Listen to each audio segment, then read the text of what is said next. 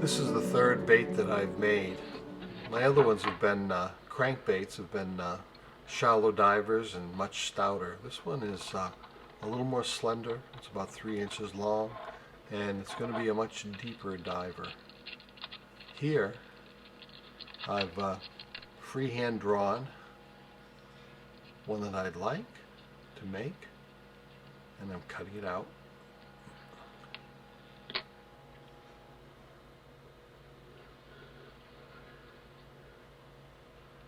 I'm trying to make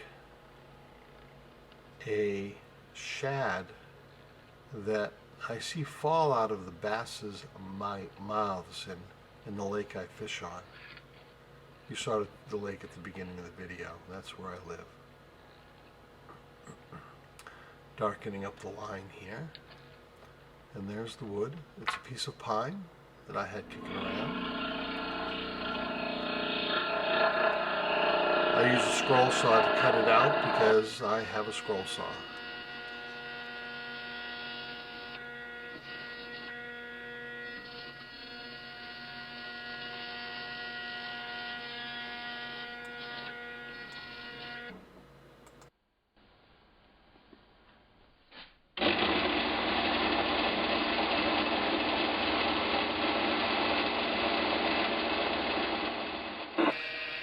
Yep, I have two belt sanders. One is very old, it's an old Craftsman, it's the one I'm using now, and the other one's Harbor Freight. Not as good, but it works. Inside curve here.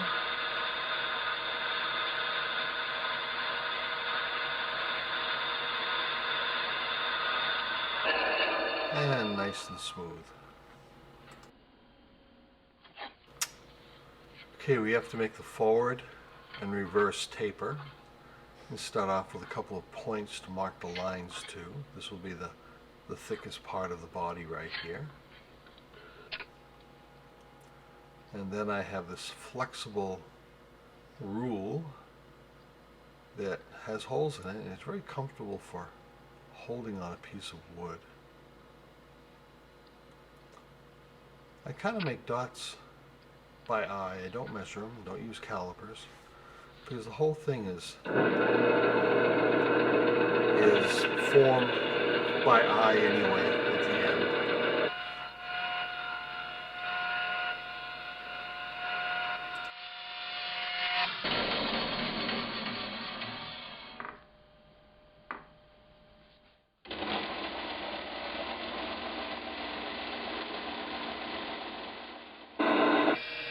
Getting that initial body shape on the sides is really important. Getting that bilateral symmetry. Belt sander helps. You can keep touching it up. Take more off on one side, take more off on the other side until you get it the way you want it.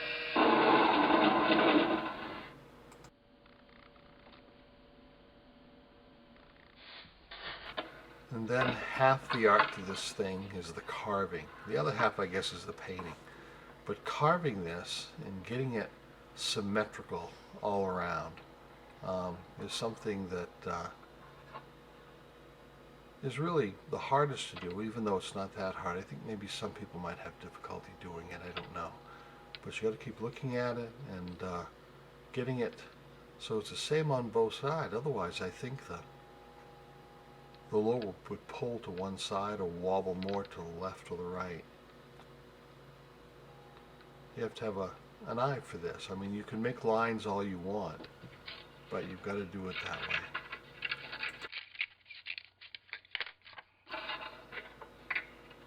And the sanding.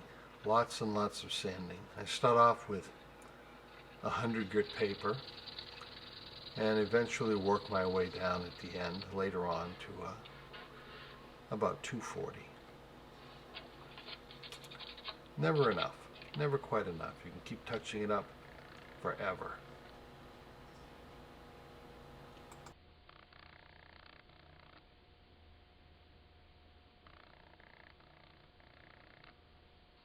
This is also another first for me. I'm going to be making a through wire lure. My other ones have just had grommets that I've made on the ends and where the hooks are. This one is going to be a through wire. I'm going to have to figure out how to bend the wire and get it so that I have an eyelet on each end and then one in the middle for the center hook.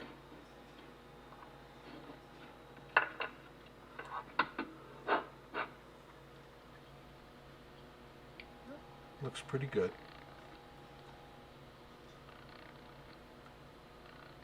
Little Japanese saw works nice for this.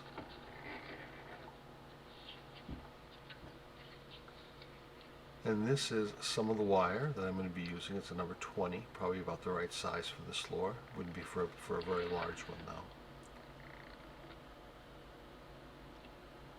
This is also another first for me. I've painted on gills, and I will paint these gills also, but I've never carved any before. I have a little X-Acto knife and decided to try my hand at carving a couple of gill plates on either side.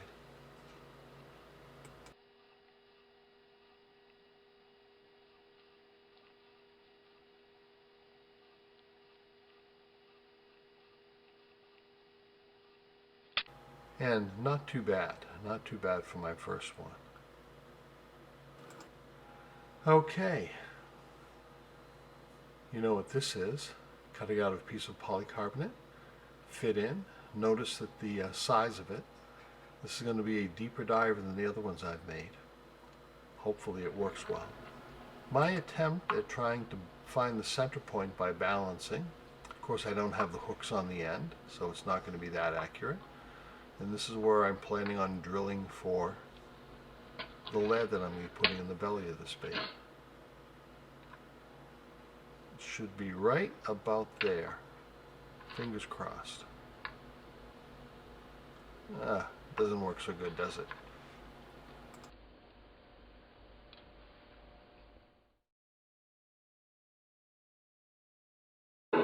And I'm using a Forstner bit to drill a hole for the lead.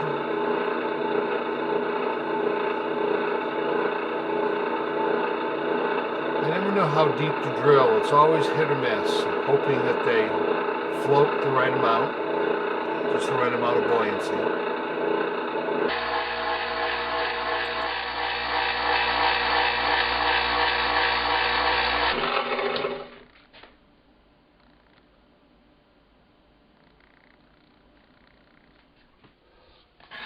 This is my third attempt at making my first through wire for this crankbait.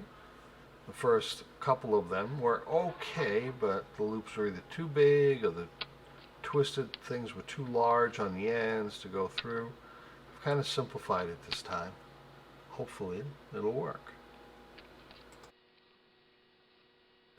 I use a small drill as a guide to make the size of the loop. And inserting it, gotta crimp this a little bit more. This was a very awkward thing for me to do here. Hopefully it'll get better. The reason I'm making it a through bait is I need to put the eyelet out in the bill on the front. I didn't want to have something just screwed in and leading out there. I wanted it all connected.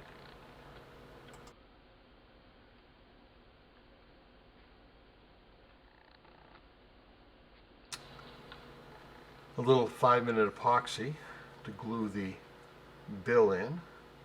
I've got to kind of coordinate gluing that in with the eyelet going in at the same time.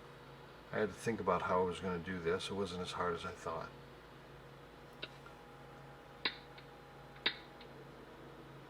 And now for the lead.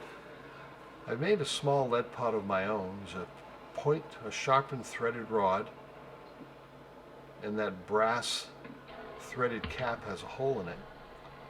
And when the lead melts, it drips down, and if it doesn't, I just jiggle the rod. More epoxy. And I'm going to fill the slot with the wires in, and also where the lead is.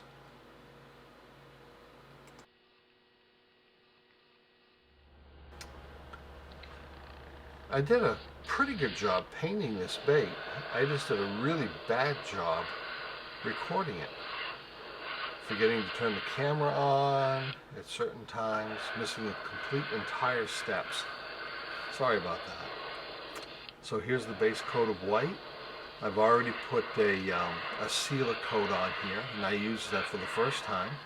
I used super glue for the sealer coat because I've seen it done online, so I thought I'd give it a shot. And I also floated the bait. It seems to float just about right.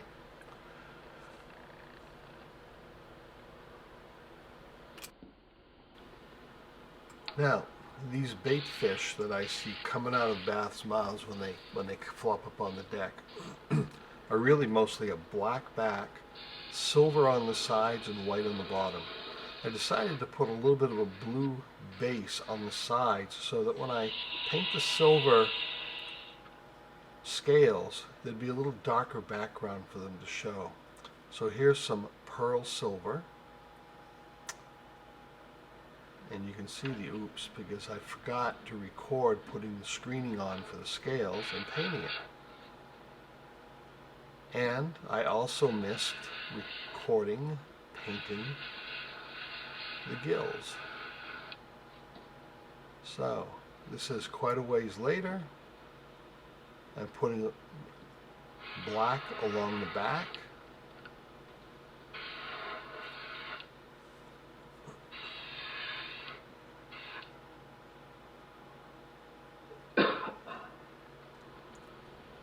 And super gluing the eyes on. I'm choosing eyes that have kind of a silver color to them.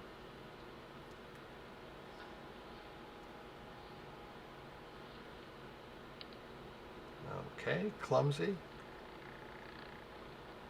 There we go. And the other side.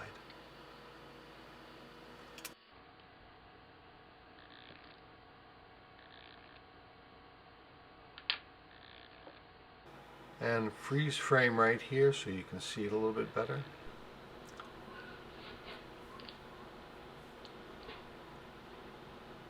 The paint's dry. I'm using a 2-pot epoxy, mixed 1:1 by volume. If you want to go back and look at my first video, I mixed it by weight. It is still drying. It will never dry. It's still tacky. It's weeks later.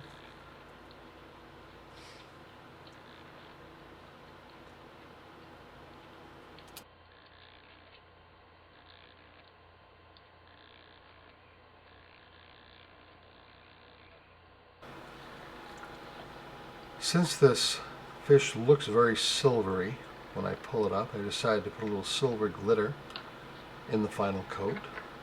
Just a small amount, gives a little shine when you turn it in the light. Using a throwaway brush to brush some of the epoxy on.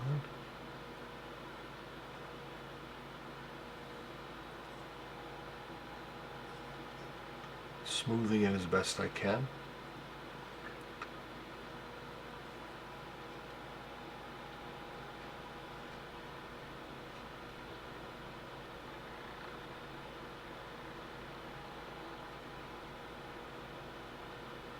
You can see my hands, I paint myself more than anything else. And here it is in front of my pellet stove on the dryer. And a shot of the side of it.